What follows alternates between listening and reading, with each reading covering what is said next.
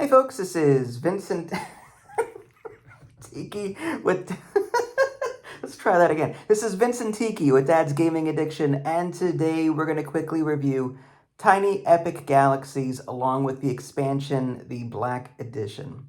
So this is a game that I have covered on my channel before, and again, it was just me and Tiki tonight. Idly's out in Boston visiting family. So yeah, it's just the two of us, and I'm catching up on some of these solo mode games. So Tiny Epic Galaxies is a game where you're going to be sending your rocket ships out to different planets to try and conquer them. And if you do, you gain their bonuses and some victory points, but there's also some empire management alongside that. You're going to be gaining energy and culture, which is going to be spent doing various things. You're going to be upgrading your empire so that you can roll more dice. Dice is the way that you can take actions in this game. You're going to be rolling dice and choosing how you want to take your actions with said dice. So it takes about, I want to say, 45 minutes to an hour to play. There is a solo mode available should you want to check that out. And yeah, it's one of the best Tiny Epic games in the series, although Tiny Epic Dungeons is pretty good too. All right, let's go ahead and flip the camera around real quick and we'll take a look at all the stuff and then I'll come back and tell you what I think. All right, let's go ahead and take a quick look at everything. Here's a quick look at the boxes themselves. This includes both of them. As you can see, they're fairly small, but everything fits in the boxes just fine. And I guess we'll start over here and work our way over. These are the player mats. And in a typical, 1, 2, 3, 4, 5 player game, each player gets one of these. If you're playing against an AI, they get the reverse side of either this or this. If you're playing without the expansion, there are going to be AI sides to these. So you would pick a color and flip it over, and there are different difficulties. This says Rogue Colony Actions, and then somewhere on here is the listed difficulty on the bottom there. Beginner, Rogue Galaxy. So on the reverse side of these in the core game are AI boards. However, if you're playing the expansion, on the reverse side of these ships, which are new to the expansion, on the reverse side of these are AI boards. And again, they have different difficulties as well, because there are new things and new mechanics in the expansion, so you have to kind of replace the core game AI boards with the expansion AI boards. But this is a player mat. Let's see if I can get actually a better one over here. We'll go ahead and grab that one. Okay, so what are we looking at here? So there's a lot going on, but that track going from 1 to 7 there, you're going to be tracking your energy and your culture on that track, and then you're going to be spending it. You can re-roll dice with the energy, and you can also follow other players. Like if they take an action, you can spend a culture and do that too for your own benefit. And you can spend culture to do that. You can also spend these resources in order to upgrade your empire. That's what these tracks over here to the right are. There's actually 3 of them. You're going to have a marker going up this track, and you're going to be spending the resources to do it.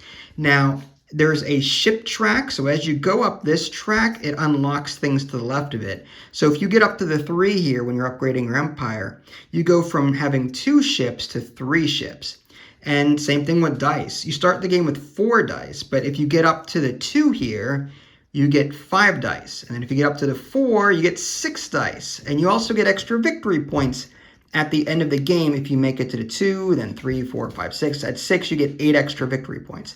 So there's a lot of things to look at when it comes to these. And like I said, these are double-sided. This is the core game Rogue AI there. So I'm going to go ahead and put that back in the box over there. And back here is just extra components I'm not using for my solo game that I'm about to play. These secret missions are not used in an AI game, but they are like end of game bonuses that will help you score extra points. Some of them are like 3-player plus, some of them are 2-player. It all depends. It'll say on the card if you can use it or not. But yeah, there's a lot of these. So you're going to be gaining extra points at the end of the game should you complete those extra objectives. And I'm going to try and go over like the core stuff first and then show you what's different with the expansion. So coming back over here, this is all expansion stuff, so we're not going to touch on that right now. But as I kind of indicated earlier, this is the player board, this is the tracker for your empire, this is the trackers for energy and culture. And the AI has their own board as well. And they operate a little bit differently. I'm not going to explain everything here, but suffice it to say, they've got special actions that happen if they roll a dome on their die. They also start the game with 4 ships, but they don't really use these as much. So like, there's a whole rule set. In fact, on the inside of the expansion box is the variant rules for solo play. So it kind of goes over all of that. So I'm not gonna like get too deeply into that. But again, you're gonna be using your ships to, I think I corrected myself some, there we go. You start with the game with 2 ships, and you're going to be rolling dice, which are these dice here, and there's different sides. So these allow you to move ships from, say, your home galaxy to one of these planets up here. And the way that works is, if you do that, you can either land on the planet surface to get the one-off, which is here, or you can lay it flat like this and then move up the track this way. And you have to roll that particular symbol in order to move up. So that's one of the symbols on the die here. So if you roll this on a die, you can move that up. So, and then once you get to the end, you actually capture this planet, or not capture it, but you colonize it, and then you can move it under your board. You can slide under your board, and you gain this ability in addition to the one that's inherently on your board. So there's actually some tableau building here. As you get planets, not only do you get special abilities, but you also get victory points as well. Typically, the longer the track, the better the point value there, but you know. So yeah, there's always going to be some planets out here that players can land on and fight over and the like. Long story short, there's going to be several planets out here for players to fight over, whether they want to use them for their one-off abilities or try and capture them for victory points and to build their tableau of abilities. That's completely up to them. There's also an activation bay so that whenever you roll dice, you'll be able to assign them here and keep track of which ones you've used. There's even a converter. Once per turn, you can put 2 unused dice here to change a 3rd die to whatever you want. Some other things I didn't mention, these are some of the other like symbols on these dice. I've already explained what the move ship is. Now you can gain energy and culture if you roll these 2 dice. The amount that you get is dependent on how many ships you have on planets or your galaxy map that share that. So for example, your galaxy map has an energy symbol, and for every rocket ship that you have here, as well as any rocket ship that you have on these planets, will get you energy. Some of these planets do have culture symbols instead of energy symbols. So depending on what's available, where you've got ships, you're going to gain resources that way.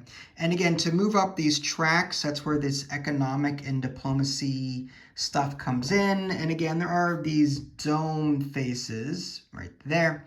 Domes, again, are used to upgrade your empire and or activate these special abilities as you gain them from capturing or colonizing these planets. That's pretty much it for the base game. Now, the expansion includes a couple of things. You've got these new pilot cards that are added. These pilots will have different, like they can only pilot this ship, and this guy can pilot all 4 ships. So there's 4 ships that each player gets, and each of these pilots offers some kind of unique ability, but can only pilot certain ships. And whenever you gain a pilot, you're going to replace that ship here with, one of them. And then you put it in its place. So this one can pilot this one up here. So you could do something like that. And now this player has this pilot and its ability for the game. And this ship will then take the place of one of these rockets on their home galaxy, and it can be moved around, and this ability ties in with this. So that's where the bulk of the expansion is involved. But there's also some other things. There's this kind of push your luck mechanic over here where you can draw these cards. They're either going to be green or red, and ideally you want them to be green. But yeah, so there's a push your luck exploration element. I don't want to spoil this part of it too much because, like, if you're going to buy this game, I don't want to spoil what you could possibly find. I just thought that was really cool. But yeah, so you can move ships over here in order to explore and possibly get good stuff out of it, in addition to dealing with these pilots. That's pretty much the bulk of the expansion stuff. But when it all comes together, it adds a whole lot more to the game. So yeah, long story short, use your rockets to colonize planets and gain energy and culture, spend them, upgrade your empire, and ideally you're trying to get to 21 points or more before anyone else, so that you can, have the most points by the end of the game. It's that 21 is like the cutoff there. And after that, players typically will be comparing scores to see who won. And we're back. Yes, we're back. So, I love this dog. So, I forgot what I was going to say. Tiny Epic Galaxies. What do I think? Well, first of all, there's a lot here in such a little package. And that seems to stand to the typical flow of these Tiny Epic games. There's typically a lot in these boxes. Tiny Epic Dungeons, there's a lot in that game, especially if you get the expansion content along with it. And there are some other Tiny Epic games that you can get, and they are equally as punchy. So I love the fact, let's start with the core game first. The core game, I like it because each of the different planets has a different ability, and I like the fact that, like, you have some decisions to make. Do you want to land your rocket on the planet, like dead center, in order to just activate the one-off ability and that's it? Or do you try to colonize it by going up the track? Some planets, you need to move up the track 5 times or 6 times or 3 times. But, if you stick it out, you'll get some decent victory points along with a special ability that you can use. And I love the tableau building there, where you can just continue growing your abilities so that when you roll that dome on the die, you can, like, activate them. So I like that. And I also like that your empire can be upgraded. I think that's done very well. But there seems to be at least a meta based on what I've played. Like, I've played this game, I want to say 4, 5, 6 times now. And every single time, my strategy is get more dice. And to do that, I have to upgrade my empire. So I'm sure there's probably, like, an efficient way to play. And that is, in my opinion, upgrade your empire as soon as possible. Yeah, upgrade your empire as soon as possible. That way you can roll more dice. And the sooner you do that, the stronger that becomes, because if you upgrade your empire in the last couple of turns, like, that's not going to be as effective as it would be as if you started upgrading your empire right away. You get all those dice for like 3/4 of the game, So I'm sure there's a meta with that. And I'm sure there may be some metas with the cards. But yeah, that part of it, like the core game, that's interesting. But then the Black Edition adds a lot more to it. You've got these pilots that you'll be able to recruit that have different abilities, and then you can use the special ships in place of your regular rockets, which is interesting. So, that's different. And then you've got, like, the exploration push your luck side of it with those round galaxy cards. And all of that, when it comes together, is fun. Like, and the solo modes are good too, because there's a lot of difficulty settings. Like, on the back of each of the player mats is a different difficulty mode. But on top of that, like, as I kind of hinted at my other video that I did yesterday, yeah. Mm-hmm. And as I was saying in the Warp's Edge video that I did a while back, I think it's much easier to edit a game's difficulty to suit your liking. I mean, unlike a video game, it's not programmed. So if you want to make the game easier or harder on a whim, you can, assuming you're creative enough to do so. In this case, even though there are multiple AI difficulty cards, and there are even unique ones for the getting restless. There are unique ones for the expansion.